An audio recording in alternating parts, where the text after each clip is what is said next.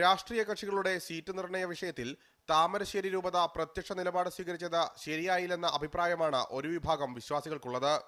രൂപതയുടെ പ്രസ്താവനകൾ വിശ്വാസികൾക്കുള്ളിൽ പോലും ഭിന്നത സൃഷ്ടിച്ചതായും ഇവർ ആരോപിക്കുന്നു.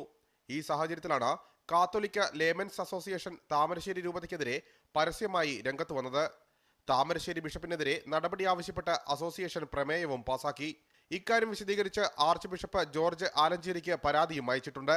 വിവിധ രാഷ്ട്രീയ പാർട്ടികളിൽ അംഗങ്ങളായ വിശ്വാസികളുള്ളപ്പോൾ തിരുവമ്പാടി സീറ്റ് കോൺഗ്രസിന് നൽകണമെന്ന രൂപതയുടെ നിലപാട് അംഗീകരിക്കാനാവില്ലെന്നും അസോസിയേഷൻ ഭാരവാഹികൾ പറഞ്ഞു. കൂട്ടായ്മയായി അവർ സ്വരുമയോടെ പോയിരുന്ന ആ സമൂഹത്തിൽ ഗുരുതരമായ പിളർപ്പും പ്രത്യാഘാതങ്ങളും സൃഷ്ടിക്കത്തക്ക രീതിയിലുള്ള ഗുരുതരാവസ്ഥയാണ് ഇപ്പോൾ ഇന്ന് താമരശ്ശേരി ബിഷപ്പ് ഉൾപ്പെടെയുള്ള അവരുടെ അനുയായികളും മറ്റ് സൃഷ്ടിച്ചുകൊണ്ടിരിക്കുന്നത്. സഭയ്ക്കുള്ളിൽ അഭിപ്രായ വ്യത്യാസം രൂക്ഷമാകുന്നതിനിടയിൽ രൂപതയെ വിമർശിച്ച തിരുവമ്പാടിയിൽ ഫ്ലക്സ് ബോർഡുകളും പ്രത്യക്ഷപ്പെട്ടു. തിരുവമ്പാടിയിൽ CPM-നെ വിജയിപ്പിക്കാൻ മലയോര വികസന സമിതി എന്ന കടലാസ് സംഘടനയുടെ പേരിൽ നടക്കുന്ന ഗൂഢനീക്കം ചെറുത്തുതോൽപ്പിക്കണമെന്ന ആഹ്വാനമാണ് ഫ്ലക്സ് ബോർഡിലുള്ളത്.